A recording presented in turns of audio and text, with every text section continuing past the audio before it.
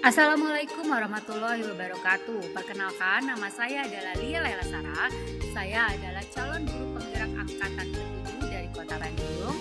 Pada kesempatan kali ini akan melakukan demonstrasi kontekstual modul 1.1, yaitu mengenai ide gagasan pemikiran Ki Hajar Dewantara. Menurut Ki Hajar Dewantara, pendidikan anak sejatinya menuntun anak mencapai kekuatan kodratnya, mencapai kebahagiaan hidupnya sesuai dengan kodrat dirinya, kodrat alam atau kodrat keadaannya, dan juga kodrat zaman. Pendidik sejatinya memiliki 3 peran dalam pendidikan, yaitu ingarsa sumulada, yang berarti ketika dia di depan dia akan menjadi teladan, akan menjadi panutan bagi anak-anak didiknya. Yang kemudian kedua, memiliki peran ingmadia mangunkarsa, yang berarti bahwa seorang pendidik ketika di tengah dia akan membangkitkan semangat agar peserta didik mau berkarya.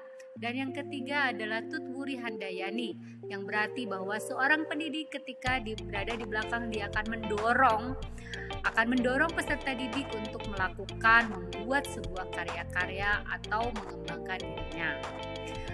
Jika diibaratkan pendidik itu menurut Ki Hajar Dewantara, pendidik ibaratnya itu adalah seorang petani yang bertugas untuk merawat dan memberikan lingkungan yang baik, lingkungan yang kondusif kepada anak-anaknya. Seorang anak diibaratkan sebagai sebuah tanaman di mana dia itu tidak akan mungkin berubah menjadi tanaman bentuk yang lain. Namun dia bisa menjadi tanaman yang unggul ataupun tanaman yang buruk bergantung dengan pendidikan yang dia dapatkan. Seyogianya pendidikan harus memupuk tanaman tersebut, harus memupuk peserta didik menjadi bibit-bibit unggul, menjadi individu yang kompeten, menjadi individu yang mampu bersaing di era zamannya nanti. Sehingga di sini seorang pendidik hanya bertugas untuk memberikan lingkungan yang kondusif, memfasilitasi peserta didik itu untuk tumbuh dan berkembang sesuai dengan lingkungannya, dan juga sesuai dengan zamannya, dan terutama sesuai dengan kodrat dirinya sebagai seorang pendidik, sebagai seorang individu. Baik, selanjutnya bagaimana kontekstualisasi pemikiran Ki Hajar Dewantara ini dilakukan di sekolah ataupun di kelas. Nah, salah satu pemikiran yang menjadi kontekstualisasi pemikiran Ki Hajar Dewantara di kelas ataupun di sekolah, yaitu dengan melaksanakan pembelajaran yang berdiferensiasi. Mengapa hal ini menjadi sangat penting? Alasannya adalah bahwa peserta didik ini memiliki beragam kompetensi, ya. Peserta didik ada yang memiliki minat dan bakat di bidang seni, ada yang memiliki minat dan bakat di bidang sains, di bidang teknologi, matematika, bahkan juga minat di bidang budaya. Termasuk juga kompetensi mereka sangat beragam, tergantung dari seberapa banyak pengetahuan yang sudah dia peroleh pada saat dia belajar di kelas. Oleh karena itu, sesuai dengan prinsip dari Ki Hajar Dewantara, kita harus memfasilitasi beragam kompetensi tersebut sehingga peserta didik dapat mengoptimalkan minat dan bakatnya tersebut, dapat tumbuh dan berkembang menjadi pribadi yang kompeten sesuai dengan tuntutan zaman pada saat ini.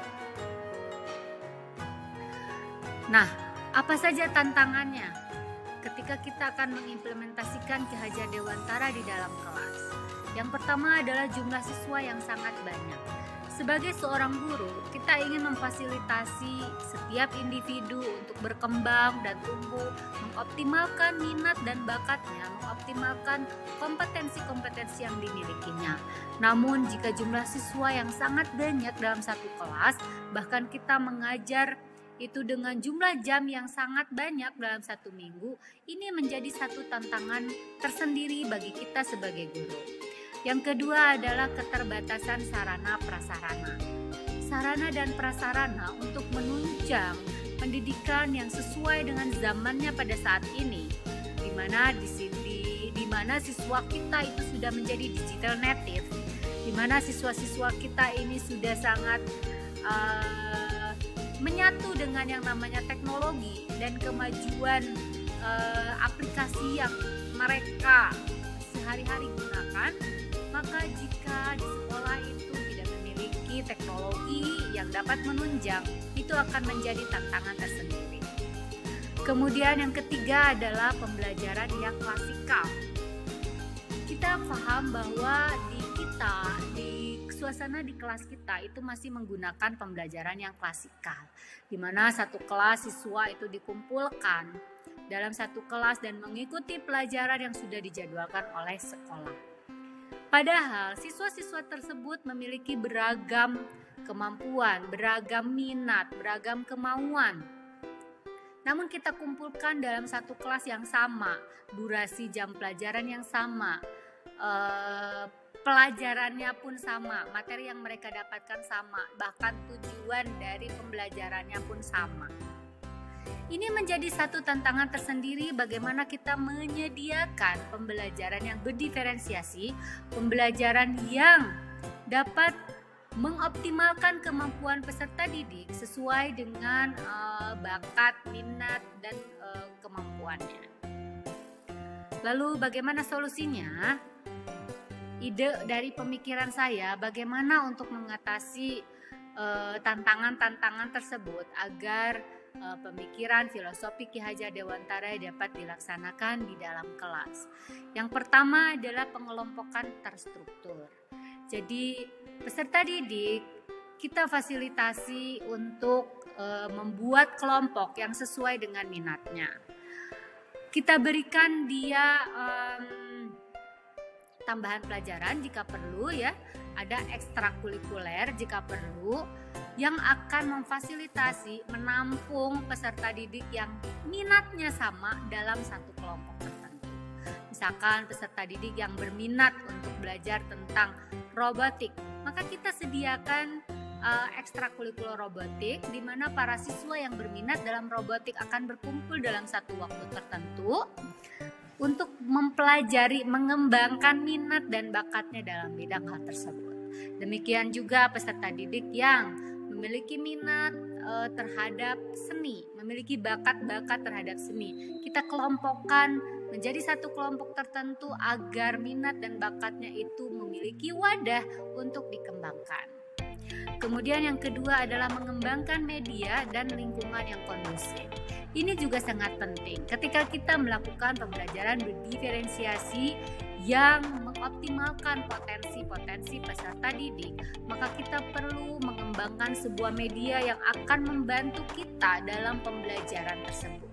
Kita juga perlu menciptakan lingkungan yang kondusif yang akan membangkitkan motivasi peserta didik untuk datang ke sekolah, untuk berinteraksi dengan teman-teman yang lainnya, mengembangkan bakat dan minatnya, dan juga belajar sesuai dengan kemauan dia dan juga kompetensi yang harus dia kembangkan atau yang perlu dia kembangkan karena kodrat dirinya sudah memiliki bakat-bakat tersebut. Dan yang terakhir adalah mengembangkan inovasi pembelajaran.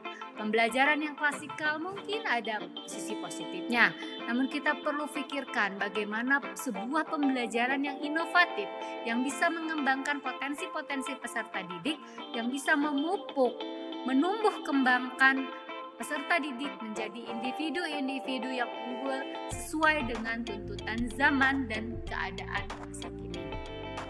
Namun tentu dalam hal ini kita harus tetap memperhatikan kearifan lokal, bahwa peserta didik berada pada satu daerah tertentu dan harus menjunjung tinggi kearifan lokal yang ada di daerah tersebut. Sehingga di sini inovasi pembelajaran sangat penting untuk memfasilitasi peserta didik tumbuh kembang sesuai dengan kodrat dirinya, kemampuannya, kondisi keadaan di lingkungan sekitar dan juga tuntunan zaman. Demikian presentasi yang bisa saya sampaikan. Terima kasih atas perhatiannya. Assalamualaikum warahmatullahi wabarakatuh.